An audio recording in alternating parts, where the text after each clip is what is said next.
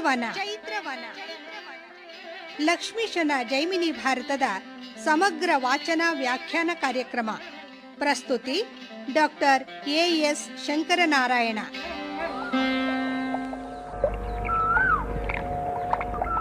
ಪ್ರಿಯ ಕೇಳುಗರೆ, ಇಂದು ಲಕ್ಷ್ಮೀಶ ಕವಿಯ ಜೈಮಿನಿ ಭಾರತದಲ್ಲಿ 6ನೆಯ ಸಂಧಿಯ ಕೆಲ ಪದ್ಯಗಳ ವಾಚನ ಹಾಗೂ ವ್ಯಾಖ್ಯಾನವನ್ನು ಕೇಳಲಿದ್ದೀರಿ.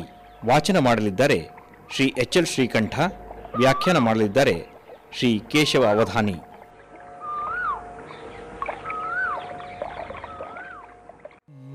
ನಾಗರಿಪು ಮಧ್ಯಂ ಉರ್ವಶಿಯ ನಡುವಿಂಗೆ ಸರಿಯಾಗಬಲ್ಲುದೇ, ಹೊಸ ವಸಂತೋತ್ಸವದೊಳ್ ಉಲಿವ ಕೋಗಿಲೆಯ ಸರಂ ಮೇನಕೀನಿ ತಂಬಿನಿಯ ನುಂದನಿಗೆ ಪಾಸಟಿಯಪ್ಪುದೇ.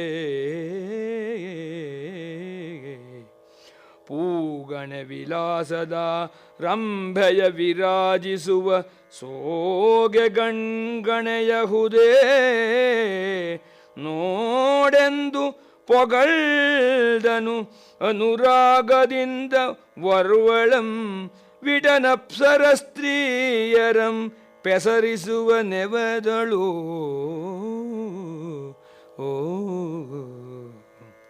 ನಾಗರಿಪುವಾನಂದ ಸಿಂಹದ ಕಟಿಯಂತೆ ನಿನ್ನ ನಡುಮೈ ಇದೆಯಲ್ಲ, ಉರ್ವಶಿಯ ಆ ಕಟಿಯು ಕೂಡ ನಿನ್ನ ಕಟಿಗೆ ಸಮನಾಗತ್ತಾ, ಸೊಂಟಕ್ಕೆ ಸಮನಾಗತ್ತಾ ಅಂತ ಉರ್ವಶಿಯ ಹೆಸರನ್ನು ಹೇಳ್ತಾ ಇದ್ದಾನೆ. ಹೊಸ ವಸಂತ ಕಾಲದಲ್ಲಿ ಸುಂದರವಾಗಿ ಉಲಿಯುವಂತಹ ಆ ಕೋಗಿಲೆಯ ಧ್ವನಿ ಇದೆಯಲ್ಲ, ಅದರಂತೆ ನಿನ್ನ ಧ್ವನಿ ಇದೆಯಲ್ಲ. ಆ ಮೇನಕ ಅಪ್ಸರ ಸ್ತ್ರೀಯ ಧ್ವನಿಗೆ ನಿನ್ನ ಧ್ವನಿ ಇನ್ನೂ ಜಾಸ್ತಿ ಆಗತ್ತೆ. ಅದೇ ರೀತಿಯಾಗಿ ಆ ರಂಭೆ ಇದ್ದಾಳಲ್ಲ, ತನ್ನ ಕಣ್ಣಿಂದ ಎಲ್ಲರನ್ನು ಮೋಹಗೊಳಿಸ್ತಾ ಇದೆಯಲ್ಲ, ಆ ರಂಭೆಯ ನೋಟವೂ ಕೂಡ ನಿನ್ನ ನೋಟದ ಮುಂದೆ ಏನು ಪ್ರಯೋಜನವಿಲ್ಲ ಅಂತ ಹೇಳ್ಬಿಟ್ಟು ಹೇಳ್ತಾ ಕವಿ 12 ರಾಶಿಗಳ ಒಂದು ಸಮೂಹದಂತೆ ಈ ಒಂದು ಸ್ತ್ರೀಯರ ವೈಶಿಷ್ಟ್ಯವಿದೆ. ಮೇಷ, ವೃಷಭ, ಮಿಥುನ, ಕರ್ಕಾಟಕ ಅನ್ನುವಂತಹ ರಾಶಿಗಳಿದೆಯಲ್ಲ, ಎಲ್ಲ ರಾಶಿಗಳ ಒಂದು ಶಬ್ದವೂ ಕೂಡ ಇವರ ಸೌಂದರ್ಯದಲ್ಲಿ ಅಡಗತ್ತೆ. ಆದ್ದರಿಂದ ಇವರಿಗೆ ರಾಶಿ ಬಲವೂ ಕೂಡ ಈ ಒಂದು ಸ್ತ್ರೀಯರಿಗಿದೆ. ಸುನಿಮೇಷ ಮೀನ ಚಾಪಲ ನೇತ್ರೇ ಚಕ್ರೋನ್ಮಿಥುನ ಕುಂಭಕುಚೆ ಮಕರಕೇತು ಮಾತುಳ ಸಮಾನನೆ ಸಿಂಹ ಮಧ್ಯೆ ವೃಷಭಧ್ವಜಾರಿಯ ಪಟ್ಟದಾನೆ ಕನ್ಯಾಕುಲಮಣಿ ಮನಸಿಜ ಶಶಾಂಕ ಕರ್ಕಟೆ ಚೇಲಮಂತೋಡುವ ತನಿ ಸೊಬಗುವಡೆದ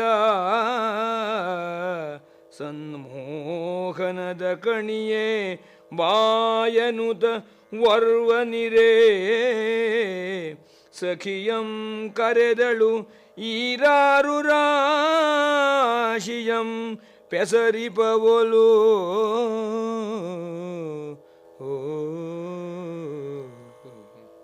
ಇಲ್ಲಿ ಮೇಷ ಅನ್ನೋದು ಮೇಷರಾಶಿ ಅರ್ಥದಲ್ಲಿಲ್ಲ, ಅಷ್ಟು ರಾಶಿಯ ಶಬ್ದವಿದೆ, ಆದರೆ ಅರ್ಥ ಮಾತ್ರ ಬೇರಿದೆ. ಸುನಿಮೇಷ ಚೆನ್ನಾಗಿ ಹೊಳೆಯಿರುವಂತಹ ಮೀನ ಚಾಪಲ ನೇತ್ರೆ, ಮೀನಿನಂತೆ ಚಪಲವಾದಂತಹ ಕಣ್ಣುಳ್ಳವಳೆ. ಚಕ್ರೋನ್ಮಿಥುನ ಕುಂಭೆ ಅಂದರೆ ಚಕ್ರವಾಕ ಪಕ್ಷಿಗಳ ಸೌಂದರ್ಯದಂತೆ ನಿನ್ನ ಒಂದು ವಕ್ಷಸ್ಥಳವಿದೆ. ಮಕರಕೇತು ಅಂದರೆ ಮಕರ ಅಂತಂದರೆ ಮಕರ ರಾಶಿಯೆಲ್ಲ ಇದೆ. ಮಕರಕೇತು ಅಂದರೆ ಮೀನಕೇತುವಾದಂತಹ ಆ ಮನ್ಮಥನ ಮಾತುಳನಾದಂತಹ ಚಂದ್ರನಂತೆ ನಿನ್ನ ಮುಖ ಶೋಭಿಸ್ತಾ ಇದೆ. ಸಿಂಹದ ಕಟಿಯಂತೆ ನಿನ್ನ ಕಟಿ ಇದೆ. ವೃಷಭಧ್ವಜಾರಿ, ವೃಷಭ ಅನ್ನೋ ರಾಶಿ, ಇಲ್ಲಿ ವೃಷಭಧ್ವಜ ಅಂತಂದರೆ ಆ ಪರಮೇಶ್ವರ, ಅವನ ಅರಿಯಾದಂತಹ ಮನ್ಮಥನ ಪಟ್ಟದಾನೆ ನೀನು. ಅದೇ ರೀತಿ ಕನ್ಯಾಕುಲಕ್ಕೆ ನೀನು ಮಣಿಯಾಗಿದ್ದೀಯಾ. ಆ ಮನಸಿಜ ಮನ್ಮಥ ಮತ್ತು ಶಶಾಂಕರೆಂಬ ಕರ್ಕಟ ಅಂದರೆ ಚೇಳನ್ನು ನೀನು ಸಂಪೂರ್ಣವಾಗಿ ನಾಶ ಮಾಡುವಂಥವಳು. ಅಂಥ ಒಂದು ಸಂಮೋಹನದ ಕಣಿಯೇ ಅಂತ ಹೇಳಿಬಿಟ್ಟು ಸಂಮೋಹನದ ಕಣಿಯಾಗಿದ್ದೀಯಾ ಅಂತ ಹೇಳಿಬಿಟ್ಟು ಒಬ್ಬಳು ಸಖಿ ತನ್ನ ಸ್ನೇಹಿತೆಯನ್ನು ಕರೆದಿದ್ದಾಳೆ. ಅಲ್ಲಿ ಏನೇನು ಮಾತುಕತೆಯಾಗಬಹುದು ಅಂತ ಹೇಳಿಬಿಟ್ಟು ಸಾಮಾನ್ಯವಾಗಿ ಅಲ್ಲಿ ನೋಡು, ನೀನು ಅವನ ಸ್ನೇಹವನ್ನು ಮಾಡಬೇಡ, ಅವನ ಜೊತೆ ಹೋಗಬೇಡ, ನೀನು ಸರಿಯಾದ ತಿಳುವಳಿಕೆ ತಗೋಬೇಕು ಅಂತ ಹೇಳಿ ಒಬ್ಬರನ್ನು ಒಬ್ಬರು ಮಾತಾಡ್ತಾ 4 ದಿಕ್ಕುಗಳ ಶಬ್ದದಲ್ಲಿ ತಮ್ಮ ಬುದ್ಧಿವಾದವನ್ನು ಹೇಳ್ತಾ ಇದ್ರು. ಅಲ್ಲಿ ಬೇಡ ಪೂರ್ವ ಸ್ನೇಹಮಿನ್ನು ದಾಕ್ಷಿಣ್ಯಮಂ ಮಾಡದಿರ್ ನಿನಗಪರ ವಯಸಾದೊಡೆ ವರ್ವರುಂ ನೋಡರ್ ಇದಿರುತ್ತರಂ ಗುಡು ಬಿಡಿಸುವಾಸವಂ ನುಡಿದ ಕಾಲಂ ನಡೆದುದು ಕೂಡಿದ್ದ ಪಾಶದನುಬಂಧಮಂ ಪರಿಧನದ ಕೋಡರೇತನಂ ನೂಕುಸಾಕೆಂದು ಬುದ್ಧಿಯಂ ಜೋಡಿಸಿದಳು ವರ್ವಳ್ ಅಣುಗೆಗೆ ನಾಲ್ಕು ದೆಸೆಯಾಣ್ ಅಣ್ಮಾರಂ ಪೆಸರಿಸುವ ನೆವದಳು. ಪೂರ್ವ, ದಕ್ಷಿಣ, ಪಶ್ಚಿಮ, ಉತ್ತರ ಅನ್ನೋ ದಿಕ್ಕುಗಳ ಹೆಸರನ್ನು ಹೇಳೋ ಹಾಗೆ ಬುದ್ಧಿವಾದ. ಪೂರ್ವ ಸ್ನೇಹವನ್ನು ನೀನು ಮಾಡಬೇಡ, ಹಿಂದಿನ ಸ್ನೇಹವನ್ನು ಮಾಡಬೇಡ, ದಾಕ್ಷಿಣ್ಯಕ್ಕೆ ಒಳಗಾಗಬೇಡ. ನಿನಗೆ ಅಪರ ವಯಸ್ಸು, ಅಪರ ಅಂದರೆ ಪಶ್ಚಿಮ ಅನ್ನೋ ಅರ್ಥವೂ ಇದೆ. ಅಪರ ಅಂತಂದರೆ ಮುಂದಿನ ವಯಸ್ಸಾದ್ಮೇಲೆ ನಿನ್ನನ್ನು ನೋಡೋಕೆ ಯಾರೂ ಇಲ್ಲ. ಉತ್ತರಂಗುಡು, ನೀನು ಇದುರುತ್ತರಂಗುಡು, ಉತ್ತರ ಅನ್ನೋ ದಿಕ್ಕು ಇದೆ, ಇದುರುತ್ತರ. ನಾನು ಹೇಳೋದಕ್ಕೆ ಪ್ರತ್ಯುತ್ತರವನ್ನು ಕೊಡು. ನೀನು ಆ ಕಾಲವೆಲ್ಲ ಆಗಾಯಿತು, ಈಗ ಅವನ ಜೊತೆ ವಾಸ ಮಾಡುವಂಥ ಒಂದು ಹುಚ್ಚಿಗೆ ಹೋಗಬೇಡ. ಅವನ ಜೊತೆ ಇರುವಂಥ ಒಂದು ಅನುಬಂಧವನ್ನು ಕಳ್ಕೊಂಬಿಡು. ದುಡ್ಡು ಬರದೇ ಇದ್ರೆ ಇಲ್ಲ, ಅವನನ್ನು ನೂಕು ಬಿಡು ಅಂಥೇಳಿ ಆ ನಾಲ್ಕು ದಿಕ್ಕುಗಳ ಶಬ್ದದಿಂದ ಒಬ್ಬಳು ಇನ್ನೊಬ್ಬಳಿಗೆ ಬುದ್ಧಿಯನ್ನು ಹೇಳ್ತಾ ಇದ್ಲು ಅಂತ ಹೇಳಿಬಿಟ್ಟು, ಅಲ್ಲಿ ಇನ್ನೂ ಸುಂದರಿಯಾದಂತಹ ಸ್ತ್ರೀಯರು, ಅವರ ಒಂದೊಂದು ಅವಯವೂ ಕೂಡ ಒಂದೊಂದು ರೀತಿಯಲ್ಲಿ ಸುಂದರವಾಗಿತ್ತು. ಅಂತಹ ಸುಂದರ ಸ್ತ್ರೀಯರು ಅಲ್ಲಿ ತೋರ್ತಾ ಇದ್ರು. ಮೊಳೆ ಮೊಲೆಯೊಳೆ ಸೇವಾ ಸಸಿವದನದೊಳ್ ಕುಡಿ ನೋಟದೊಳೆ ಪರ್ಬುತೋಳ್ಗಳೊಳ್ ಎಳೆದುಬ್ಬು ಜಗನದೊಳ್ ಸೆಲೆ ನಡುವಿನೊಳ್ ಸುಳಿಕರುಗಳೊಳ್ ಸೊಗಯಿಸು ಬುಡಲು ಇಡಿದ ಸೌಂದರದೊಳು ತಳಿರಡಿಗಳೊಳ್ ಮುಗುಳ್ ನಗೆಯೊಳ್ ಅಲರಕ್ಷಿಯೊಳ್ ಎಳೆಸು ಸೆಲೆರಾಜಿಸುವ ತನುಲತೆಯೊಳ್ ಒಪ್ಪಿರ್ದರ್ ಎಳೆವೆಣ್ಗಳು ಅಚ್ಚ ಪೊಸ ಜೌವನದೊಳು ಆವಗಂ ವಿಟಪೀವರಾಶ್ರಯದೊಳು. ಆ ಒಂದು ದ್ವಾರಕಾಪಟ್ಟಣದಲ್ಲಿ ಚಂದ್ರನಂತೆ ಮುಖ ಇರೋರು, ಕುಡಿ ನೋಟದಿಂದ, ಒಂದು ಕಟಾಕ್ಷ ನೋಟದಿಂದ, ನೀಳವಾದಂತಹ ತೋಲುಗಳಿಂದ, ವಿಶೇಷವಾದಂತಹ ಮೈಮಾಟದಿಂದ, ಚಂಚಲವಾದಂತಹ ಮುಂಗುರುಗಳಿಂದ, ವಿಶೇಷವಾದಂತಹ ಸೌಂದರ್ಯದಿಂದ, ಕೋಮಲವಾದಂತಹ ಪಾದಗಳಿಂದ, ಹೂವಿನಂತೆ ಕಣ್ಣುಗಳಿಂದ ಶೋಭಿಸ್ತಾ ಇರುವಂತಹ ಅನೇಕ ಜನ ಯೌವನದ ಹುಡುಗಿಯರು ಅಲ್ಲಿ ಶೋಭಾಯಮಾನವಾಗಿದ್ರು. ಅಂಥ ಒಂದು ದ್ವಾರಕಾಪಟ್ಟಣ ಭೀಮನಿಗೆ ಕಂಡು ಬರ್ತಾ ಇದೆ. ಈಗ ಕವಿ ಒಂದು ತಮಾಷೆಯಾಗಿ ಹೇಳ್ತಾ ಇದ್ದಾನೆ. ಒಬ್ಬ ಪುರುಷ ಸಿಂಹನಂತೆ ಇದ್ದವನು ತನ್ನ ಪ್ರೇಯಸಿಯ ಮುಂದೆ ಅತ್ಯಂತ ದೀನನಾಗ್ಬಿಟ್ಟಿದ್ದಾನಂತೆ. ಅವನಿಗೆ ಆಶ್ಚರ್ಯವಾಗಿದೆ, ಅಲ್ಲ ಸಿಂಹನಂತೆ ಇದ್ದವನು ನಾನು ಅತ್ಯಂತ ದೀನನಾಗ್ಬಿಟ್ನಲ್ಲ ಅಂತ ಹೇಳಿಬಿಟ್ಟು ಅವಳು ಮುಂದೆ ಹೇಳಿದಾಗ ಅವಳು ಬಹಳ ತಮಾಷೆಯಿಂದ ಮಾತಾಡ್ತಾ ಇದ್ದಾಳೆ. ದಾನ ಸಾಮಜ ಭೇದನೋದ್ದಂಡದ ಉಗ್ರ ಪಂಚಾನನಂ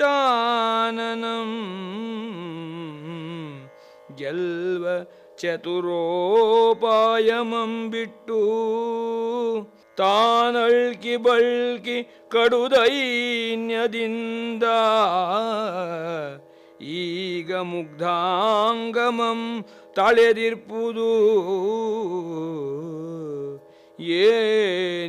ಏನಿದಚ್ಚರಿಯೆಂದು ವಿಟನೊರ್ವಳಂ ಕೇಳ್ದೊಡೆ ಆ ನೀರೆನಗುತಂ ಅಬಲಾಶ್ರಯದೊಳಿರೆ ಮೇರು ಮಾನವನ ಕೈವಿಡಿತೆಗಳಗೊಪ್ಪುದೆಲೆ ಮರುಳೇ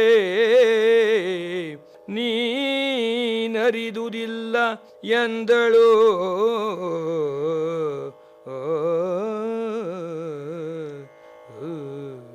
ಅಬಲಾಶ್ರಯದೊಳಿರೆ ಮೇರು ಮಾನವನ ಕೈವಿಡಿತೆಗೆ ಒಳಗೊಪ್ಪುದು. ಏಯ್ ದಡ್ಡ, ಹೆಂಗಸರ ಮುಂದೆ ಎಂಥವನಾದರೂ ಕೂಡ ಆ ಮೇರು ಪರ್ವತ ನಮ್ಮ ಮುಂದೆ ಅದು ಕೂಡ ಬಗ್ಗಿರತ್ತೆ, ಗೊತ್ತಿದೆಯೋ ನಿನಗೆ ಅಂತ ಹೇಳ್ಬಿಟ್ಟು ಅವಳು ತಮಾಷೆ ಮಾಡ್ತಾ ಅಲ್ಲಿನ ಆ ಹುಡುಗಿಯರು ಪುರುಷರನ್ನ ಛೇಡಿಸ್ತಾ ಇದ್ರು.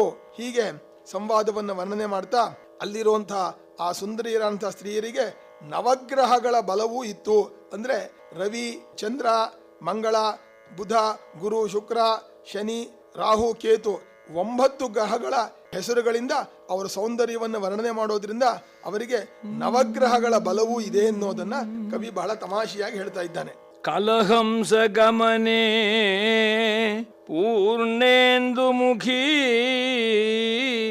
ಚಾರು ಮಂಗಳ ಗಾತ್ರೆ ಘನ ಸೌಮ್ಯ ಸೌಂದರ ವಿಲಾಸಿನಿ ವಿಮಲ ಗುರುಪಯೋಧರೆ ಸರಸ ಕವಿನುತ ಪ್ರಮದೆ ಮಲ್ಲಿಕಾ ಮಂದಸ್ಮಿತೆ ವಿಲಸದ್ಭುಜಂಗ ಸಂಗತೆ ಮದನ ಕೇತು ಚಂಚಲ ನೇತ್ರೇ ಕೇಳ್ ನಿನ್ನದೆಸಗಿದೆ ನವಗ್ರಹಗಳ ಪೆಸರ ಬಲಂ ಇನ್ನು ಸೋಲ್ದಪ್ಪುದು ನಿನಗೆ ಜನಂ ಎಂದಳೊರ್ವಳು ಸಖಿಯಳು. ಯಾರಿಗೆ ಗ್ರಹ ಬಲವಿರುತ್ತೆ ಅವನ ಮುಂದೆ ಎಲ್ಲರೂ ಸೋಲ್ತಾರೆ. ನಿನಗೆ ನವಗ್ರಹ ಬಲವು ಇರೋದ್ರಿಂದ ಇನ್ನು ಸೋಲ್ದಪುದು ನಿನಗೆ ಜನಂ, ನಿನಗೆ ಎಲ್ಲಾ ಜನರು ಸೋತು ಬಿಡ್ತಾರೆ ಅಂತ. ಯಾಕೆ ಅಂದ್ರೆ ಹಂಸ ಅಂದ್ರೆ ಸೂರ್ಯ, ಕಲಹಂಸದಂತೆ. ಇಲ್ಲಿ ಹಂಸ ಅಂತಂದ್ರೆ ಹಂಸ ಪಕ್ಷಿ, ಹಂಸದಂತೆ ನಿನ್ನ ಗಮನವಿದೆ. ಆದ್ರೆ ಹಂಸ ಅನ್ನೋ ಸೂರ್ಯವಾದ್ದರಿಂದ ಆ ಹಂಸದ ಶಕ್ತಿ, ಸೂರ್ಯನ ಶಕ್ತಿ ಅನುಗ್ರಹ ನಿನಗಿದೆ. ಚಂದ್ರ ಸುಂದರವಾಗಿದ್ದಾನೆ, ಪೂರ್ಣ ಚಂದ್ರನಂತೆ ನಿನ್ನ ಮುಖವಿದೆ, ಆದ್ದರಿಂದ ಚಂದ್ರ ಬಲ ಬಂತು. ಚಾರು ಮಂಗಳ ಗಾತ್ರೆ, ಅಂಗಾರಕನ ಅನುಗ್ರಹ ನಿನ್ನ ಗಾತ್ರದಿಂದ, ನಿನ್ನ ಸುಂದರವಾದ ಗಾತ್ರದಿಂದ ಮಂಗಳ ಅನುಗ್ರಹ ಬಂತು. ಘನ ಸೌಮ್ಯ ಸೌಂದರ ವಿಲಾಸಿನಿ, ನೀನು ಸೌಮ್ಯವಾದಂತಹ ಸೌಂದರ್ಯದಿಂದ ನೀನು ವಿಲಾಸಿನಿಯಾಗಿರೋದ್ರಿಂದ ಬುಧನ ಅನುಗ್ರಹ ಬಂತು. ವಿಮಲ ಗುರುಪಯೋಧರೆ, ಗುರುವಿನ ಅನುಗ್ರಹ ನಿನ್ನ ವಕ್ಷಸ್ಥಳದಿಂದ ನಿನಗೆ ಬಂದಿದೆ. ಸರಸ ಕವಿ ವಿನುತ ಪ್ರಮದೆ, ಕವಿ ಅಂತಂದ್ರೆ ಶುಕ್ರಾಚಾರ್ಯ. ಸರಸ ಕವಿಗಳು ನಿನ್ನನ್ನು ಹೊಗಳೋದ್ರಿಂದ ಶುಕ್ರಾಚಾರ್ಯನ ಬಲ ಬಂತು, ನಿನಗೆ ಶುಕ್ರಗ್ರಹದ ಬಂತು. ಮಲ್ಲಿಕಾ ಮಂದಸ್ಮಿತೆ, ಮಂದ ಅಂದ್ರೆ ಶನಿ, ಆ ಮಲ್ಲಿಗೆಯ ಹೂವಿನಂತೆ ನಿನ್ನ ಮಂದಹಾಸವಿರೋದ್ರಿಂದ ಮಂದ ಶನಿಗ್ರಹದ ಬಲ ನಿನಗೆ ಬಂತು. ವಿಲಸತ್ ಭುಜಗ ಸಂತತೆ, ಹಾವಿನಂತೆ ನೀನು ನೀಳವಾದಂತಹ ಒಂದು ಕೋಮಲವಾದಂತಹ ಗಾತ್ರವನ್ನ, ತೆಳ್ಳಗಿರುವ ಗಾತ್ರವನ್ನು ಹೊಂದಿರೋದ್ರಿಂದ ರಾಹುವಿನ ಬಲ ಬಂತು. ಮದನ ಕೇತು ಚಂಚಲ ನೇತ್ರೆ, ಮನ್ಮಥನ ಕೇತುವಾದಂತಹ ಧ್ವಜದಂತೆ ಇರುವ ಮೀನಿನಂತೆ ಇರುವ ನಿನ್ನ ನೇತ್ರವಿರೋದ್ರಿಂದ ಕೇತುಗ್ರಹದ ಬಲ ಬಂತು. ಹೀಗೆ ನವಗ್ರಹದ ಬಲವಿರಬೇಕಾದ್ರೆ ಸೋಲ್ದಪುದು ನಿನಗೆ ಜನಂ, ಎಲ್ಲರೂ ನಿನಗೆ ಸೋತು ಬಿಡ್ತಾರೆ ಅಂತ ತಮಾಷೆಯಾಗಿ ನವಗ್ರಹಗಳಿಂದ ಹೆಸರಿನಿಂದ ವರ್ಣನೆ ಮಾಡಿದ್ದಾರೆ. ಈಗ ಚದುರಂಗ ಆಟದಲ್ಲಿ ಅವರು ದ್ವಂದ್ವಾರ್ಥ ಬರುವಂತೆ ಒಬ್ಬರನ್ನೊಬ್ಬರು ಹೇಗೆ ಮಾತಾಡಿಸ್ತಾ ಇದ್ರು ಅಂತ ಹೇಳ್ಬಿಟ್ಟು ಪಗಡೆಯ ಆಟವನ್ನು ಒಂದು ಪದ್ಯದಲ್ಲಿ, ಚದುರಂಗದ ಆಟವನ್ನು ಒಂದು ಪದ್ಯದಲ್ಲಿ ಹೇಳ್ತಾ ಇದ್ದಾನೆ. ಇನ್ನು ಹಿಡಿಯದಿರು ಸಾಕಾಳ ಪನ್ನಗವೇಣಿ ಮುನ್ನಾನೆ ಸಿಕ್ಕಿದುದ ನೋಡಿದ ಶಶಿವದನೆ ಎನ್ನ ಮನೆಯೊಳ್ಪೋದುದು ಅಕಟಕಟ ನಿನ್ನ ಕೈ ಕುದುರೆ ಪೊಂಗೊಂಡ ಮೊಲೆಯಳೆ ನಿನ್ನ ತೇರ್ಮಾರ್ಪಜ್ಜಗೆಟ್ಟುದು ಸರೋಜಾಕ್ಷಿ ನಿನ್ನಾಟ ಕಟ್ಟಿತು ಅರಸಂಚೆ ನಡೆಯಳೆ ಹೋಗು ನಿನ್ನ ಚದುರಂಗಮಂ ಗೆಲ್ದೆನು ಎಂದೊರ್ವನಾಡುತೆ ಮುನಿದನು ಇನಿಯಳೊಡನೆ. ಆ ಚದುರಂಗದ ಆಟವನ್ನು ಆಡ್ತಾ ಆ ಪೇದೆ ಏನ್ ಹಿಡ್ಕೋಕ್ ಹೋಗ್ತೀಯಾ, ಮುನ್ನೆ ಆನೆ ಸಿಕ್ಕಿದದು ನೋಡಯ್ಯ, ಅಲ್ಲ ಆನೆನೇ ಸಿಕ್ಕಿದೆ ಪೇದೆ ಹೊಡೆಯಕ್ಕೆ ಹೋಗ್ತಾ ಇದೀಯಾ. ಶಶಿವದನೆ ನಿನ್ನ ಮನೆಯೊಳು ಪೋದುದು ಅಕಟ ನಿನ್ನ ಕೈ ಕುದುರೆ, ನಿನ್ನ ಮನೆಯಲ್ಲಿ ನಿನ್ನ ಕುದುರೆ ಆಯ್ತು ಕಟ್ಟಾಕೊಂಡು ಹೋಯ್ತು, ಕುದುರೆಗೆ ಜಾಗನೇ ಇಲ್ಲ ಅಂದ್ರೆ ನಿನ್ನ ಮನಸ್ಸನ್ನು ನಾನು ಕಟ್ಟಾಕೊಂಡ್ಬಿಟ್ಟಿದ್ದೀನಿ ಅಂತ. ಅಷ್ಟೇ ಅಲ್ಲ, ನಿನ್ನ ತೇರ್ ಮಾರ್ಪಜ್ಜೆಗೆಟ್ಟುದು, ನಿನ್ನ ರಥ ಅದು ಮುಂದೆ ಹೋಗದೇ ಇರೋ ಹಾಗೆ ಕೆಟ್ಟು ಕೂತ್ಕೊಂಡ್ಬಿಟ್ಟಿದೆ. ಸರೋಜಾಕ್ಷಿ ನಿನ್ನ ಆಟ ಕಟ್ಟಿತು, ಅರಸಂಚಿ ನಡೆಯಳೆ ಅಂದ್ರೆ ಹಂಸಗಮನೆ ಹೋಗು, ನಿನ್ನೆ ಚದುರಂಗವನ್ನು ನಾನು ಗೆಲ್ದೆ ಅಂತ ಹೇಳ್ಬಿಟ್ಟು ಆ ಚದುರಂಗದ ಆಟದನ್ನು ಆಡ್ತಾ ಮೆಲ್ಲಕ್ಕೆ ನಿನ್ನನ್ನು ನಾನು ಸಂಪೂರ್ಣವಾಗಿ ವಶ ಮಾಡ್ಕೊಂಡಿದ್ದೀನಿ ಅಥವಾ ನಾನು ನಿನಗೆ ಸಂಪೂರ್ಣವಾಗಿ ಸೋತ್ಕೊಂಡಿದ್ದೀನಿ ಅನ್ನೋದನ್ನು ಚದುರಂಗದ ಆಟದಲ್ಲಿ ದ್ವಂದ್ವಾರ್ಥ ಬರುವಂತೆ ಒಬ್ಬ ಇನ್ನೊಬ್ಬಳಿಗೆ ಹೇಳ್ತಾ ಇದ್ದಾನೆ. ಅದೇ ರೀತಿ ಪಗಡೆ ಆಟದಲ್ಲೂ ಕೂಡ ಕಟಕಿಯ ಮಾತುಗಳನ್ನು ನೋಡೋದಕ್ಕೆ ಪಗಡೆ ಆಟದ ಮಾತು ಅಂತ, ಆದರೆ ಶೃಂಗಾರ ಭಾವದಲ್ಲೇ ಆ ಪಗಡೆ ಆಟದಲ್ಲೂ ಕೂಡ ಅವರು ಮಾತಾಡ್ತಾ ಇದ್ರು. ಅಚ್ಚ ಪಳದಿಯ ಕಾಯ ಜೋಡ ಮೇಲತ್ತದೊಡೆ ನಚ್ಚಿರ್ದ ಕೈಯ ಕರಿದಿನ ಹಿಂಡ ಹಿಡಿಯದೊಡೆ ಮೆಚ್ಚಿನಾಟಕ್ಕೆ ಮೀರಿ ಬಂದ ಕೆಂಪಿನ ಹಣ್ಣ ಅಂಡಲೆದು ಬಿಡದಿರ್ದೊಡೆ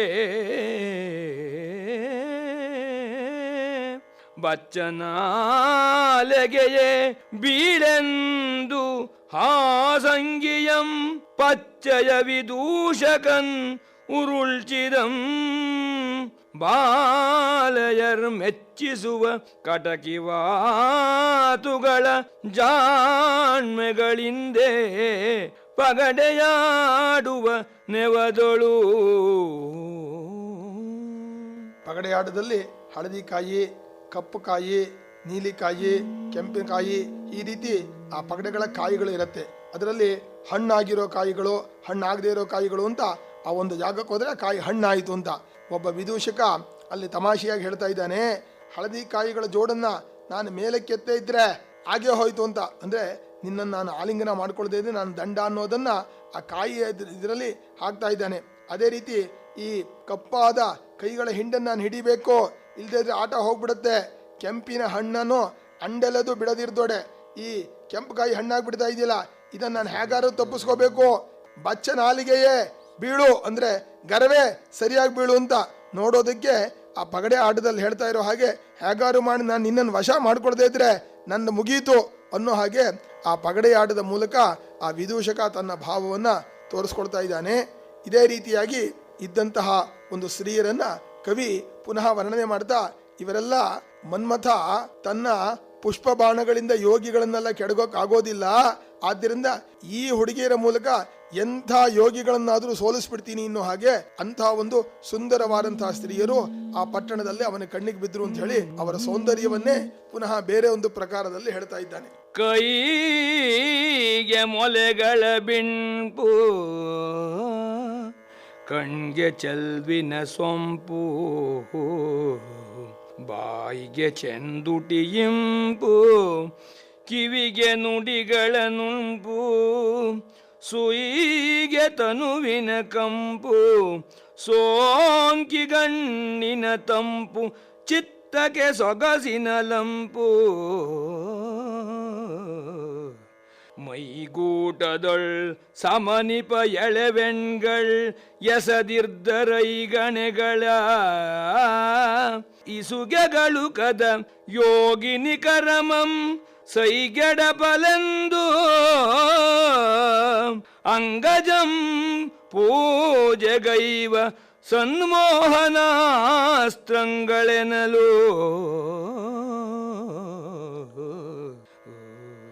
ಅವಳ ಕಣ್ಣುಗಳು ಸುಂದರವಾಗಿತ್ತು, ಆ ತುಟಿಗಳು ಕೂಡ ಬಹಳ ಶೋಭಾಯಮಾನವಾಗಿತ್ತು. ಒಳ್ಳೆಯ ಇಂಪಾದಂಥ ಮಾತುಗಳನ್ನು ಆಡ್ತಾ ಇದ್ದಾರೆ, ಕಿವಿಗೆ ಮಧುರವಾಗಿದೆ. ಅವರು ಉಸಿರಾಡಿದರೆ ಅವರ ಶರೀರದಿಂದ ಸುಗಂಧ ಬರ್ತಾ ಇದೆ. ಅಂಥ ಒಂದು ವೈಶಿಷ್ಟ್ಯಪೂರ್ಣವಾದಂಥ ಆ ತರುಣಿಯರನ್ನು ನೋಡ್ತಾ ಇದ್ದಾಗ ಅನ್ನಿಸ್ತಾ ಇದೆಯಂತೆ, ಮನ್ಮಥ ಅಯ್ಯೋ ನನ್ನ ಆ ಪುಷ್ಪ ಬಾಣಗಳೆಲ್ಲ ಪ್ರಯೋಜನಕ್ಕೆ ಬರೋದಿಲ್ಲ, ಅದರಿಂದ ಯೋಗಿಗಳನ್ನು ನಾನು ಕೆಡಗೋಕ್ಕಾಗೋದಿಲ್ಲ. ಇವುಗಳನ್ನು ಐಗಣಗಳ ಇಸುಗೆಗೆ ಅಳುಕದ ಯೋಗಿನಿಕರ, ಈ ಸುಂದರಿಯರ ಮೂಲಕವಾಗಿ ನಾನು ಎಲ್ಲರನ್ನು ಮೋಹಗೊಳಿಸ್ತೀನಿ ಅಂತ ಮನ್ಮಥನ ಸಂಮೋಹನಾಸ್ತ್ರಗಳಂತೆ ಇವರು ಕಾಣ್ತಾ ಇದ್ರು ಅಂತ ಹೇಳಿಬಿಟ್ಟು ಹೇಳ್ತಾ, ಇನ್ನೊಂದು ರೀತಿಯಿಂದಲೂ ಕೂಡ ಅವರ ಸೌಂದರ್ಯವನ್ನ ಕವಿ ವಿಶೇಷವಾಗಿ ವರ್ಣನೆ ಮಾಡ್ತಾ ಇದ್ದಾನೆ. ಇವಳ ಮನ ಮೇಕೆ ಇವಳ ತುಂಗ ಕುಚದಂತಾದುದು, ಇವಳ ಸನ್ಮಾನ ಮೇಕೆ ಇವಳ ನಡೆಯಂತಾದುದು,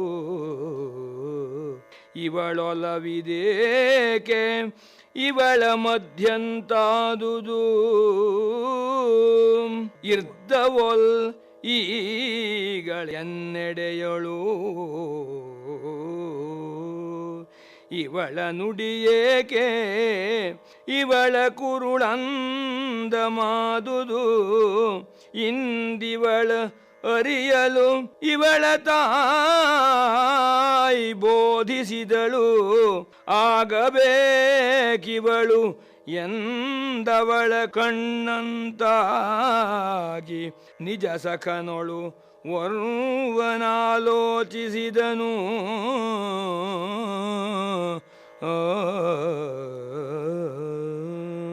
ಒಬ್ಬ ಹುಡುಗ ತನ್ನ ಪ್ರೇಯಸಿ ಹತ್ರ ಸಲಿಗೆಯಿಂದ ಇದ್ದ. ಅವಳು ತುಂಬಾ ಕಠಿಣವಾಗಿಬಿಟ್ಟಿದ್ದಾಳೆ.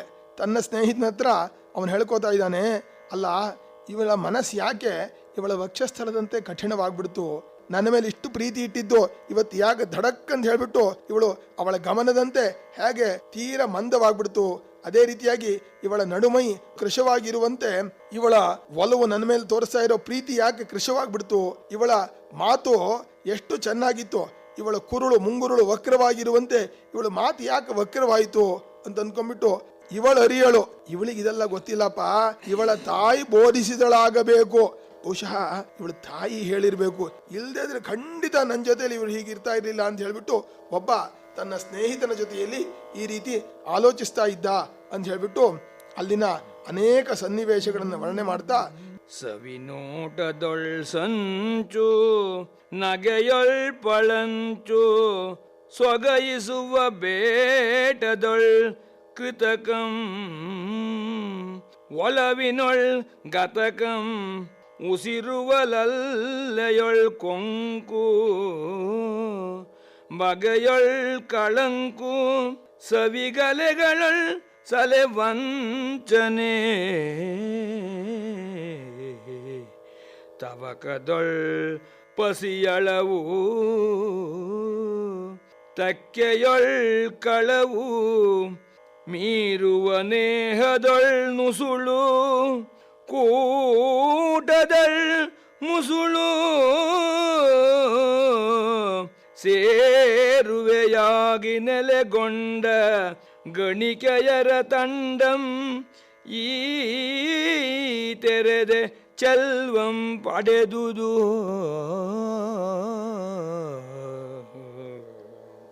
ಇಲ್ಲೇ ಕವಿ ಈ ತರಹ ಹೆಂಗಸರನ್ನು ಕಾಣ್ತಾ ಇದ್ದ.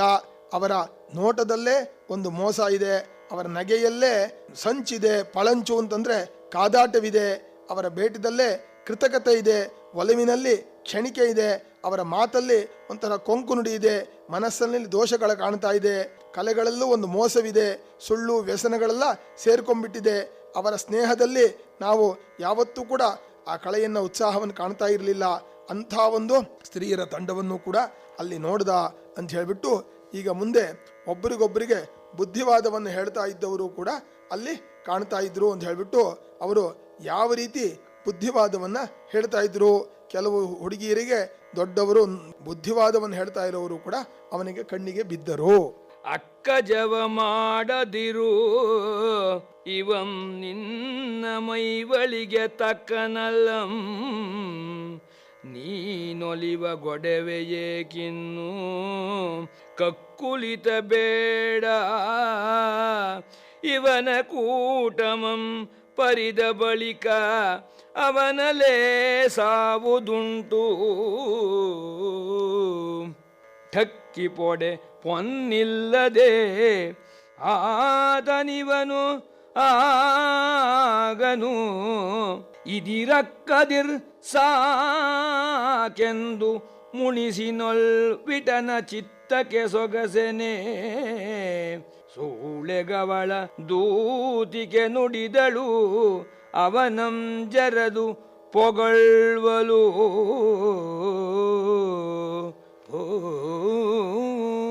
ಬುದ್ಧಿವಾದ ಹೇಳಬೇಕಾದ್ರೂ ಕೂಡ ಅವನಂ ಜರದು ಪೊಗಳ್ವಳು ಅಂತ ಜರದು ಹೊಗಳೋ ಹಾಗೆ ಬುದ್ಧಿವಾದವನ್ನೇ ಹೇಳ್ತಾ ಇರೋದು. ನೋಡು, ಆ ಥರ ಪಡಬೇಡ, ನಿನಗೆ ಅನುರೂಪ ಅಲ್ಲ, ಯಾತಕ್ಕೆ ಅವನ ಜೊತೆ ನೀನು ಇನ್ನೂ ಒಲಿಮೆಯನ್ನು ಇಟ್ಕೊಂಡಿದ್ದೀಯಾ, ಅವನಿಂದ ನಿನಗೆ ಯಾವ ಪ್ರಯೋಜನವಿಲ್ಲ, ಕೈ ಬಿಟ್ಬಿಡು, ಇವನು ಖಂಡಿತವಾಗಿಯೂ ನಿನಗೆ ಮೋಸ ಮಾಡ್ತಾನೆ, ಯಾಕೆ ಅಂತಂದ್ರೆ ಇವನ ಹತ್ರ ದುಡ್ಡಿರಬಹುದು, ಯಾವುದೇ ರೀತಿಯಿಂದ ನಿನಗೆ ತೊಂದರೆ ಕೊಟ್ಬಿಡ್ತಾನೆ. ಆದ್ದರಿಂದ ಇವನ ವಿರೋಧವನ್ನು ಕಟ್ಕೋಬೇಡ, ಅವನನ್ನ ಜರೆದು ಬಿಟ್ಟು ಹೊಗಳುವಂತೆ ಅಲ್ಲಿರುವಂತಹವಳು ಬುದ್ಧಿವಾದವನ್ನ ಹೇಳ್ತಾ ಇದ್ರು. ಹೀಗೆ ಅವನು ನೋಡ್ತಾ ನೋಡ್ತಾ ಬಂದಾಗ ತಾಂತವೇ ಕೃತಾಂತರಿಪು ನೇತ್ರದಿಂದುರಿದ ವೃತ್ತಾಂತಮಂ ನೆನೆಯದೆ ಲತಾಂತ ಶರಣಗಲ್ದು ಅವನಿತಾಂತವನಮಂ ಸುಡುವೆನೆಂದು ಹೊರಮಟ್ಟು ನಡೆತಪ್ಪನಂತೆ ಕಾಂತ ನಿನ್ನೀ ಕಾಂತದಿಂ ಪವಡಿಸುವ ಚಂದ್ರಕಾಂತ ಭವನದೊಳಗೆ ಏಕಾಂತದೊಳಿಹಂ ನಿನ್ನ ಕಾಂತನ್ ಏಕಾಂತರಂಗದೊಳ್ ಎಣಿಕೆಯೆಂದೊರ್ವ ಚಪಳೆ ತರಳೆಗೆ ನುಡಿದಳು. ಒಬ್ಬ ಹುಡುಗಿ ಇನ್ನೊಬ್ಬಳಿಗೆ, ನೋಡು ನಿನಗೋಸ್ಕರವಾಗಿ ಅವನಲ್ಲಿ ಕಾಯ್ತಾ ಇದ್ದಾನೆ, ನೀನು ಹೋಗ್ಬೇಕು ಅನ್ನೋದನ್ನ ಬಹಳ ತಮಾಷೆಯಾಗಿ ಹೇಳ್ತಾ ಇದ್ದಾಳಂತೆ. ಯಮನನ್ನೇ ಗೆದ್ದಂತಹ ಶಿವ ಇದ್ದಾನಲ್ಲ, ಅವನ ನೇತ್ರಾಗ್ನಿಯಿಂದ ಮನ್ಮಥ ಸುಟ್ಟೋಗ್ಬಿಟ್ಟ. ಆ ಮನ್ಮಥನಿಗೆ ನಾನು ಸುಟ್ಟೋಗಿದ್ದೀನಿ ಅನ್ನೋದನ್ನ ಅವನು ಮರೆತು ಬಿಟ್ಟಿದ್ದಾನೆ.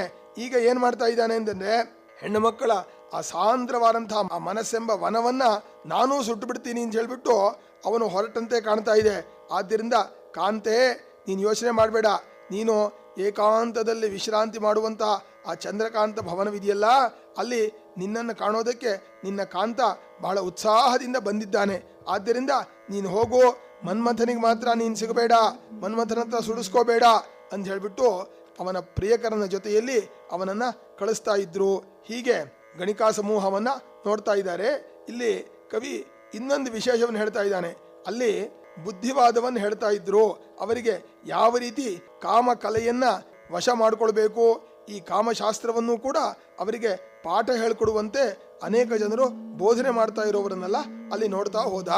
ತೋಟಿ ಗೆಳಸದರನು ವೈಯೊಯ್ಯನೆ ಮನೋಭವನ ದಾಟಿಗೊಳಗಾಗಿ ನಿಲ್ಲಿಸುವ ಮದನ ಕಲೆಗಳಂ ಪಾಟಿಸುವ ಬಗೆಯ ನೆಳೆಯರ್ಗೆ ಕಲಿಸುವ ನಾಯಕಿಗೆ ಧನಯುತರ ನೊಲಿಸುವ ತಾಟಿ ಗಂಟಿಕ್ಕಿ ಸಂಧಿಗಳ ನೆಸಗುವ ಮುಳಿಯ ಮೇಟಿಗೊರ್ವನ ಅರಸಿ ಸೊಗಸು ಬಲಿಸುವ ಚಾರು ಚೀಟಿಯರ್ ಚಲಿಸುವರ್ ಅನಂಗ ಶಬರನ ಬೇಂಟೆ ದೋಹಿನ ಮೃಗಂಗಳಂತೆ.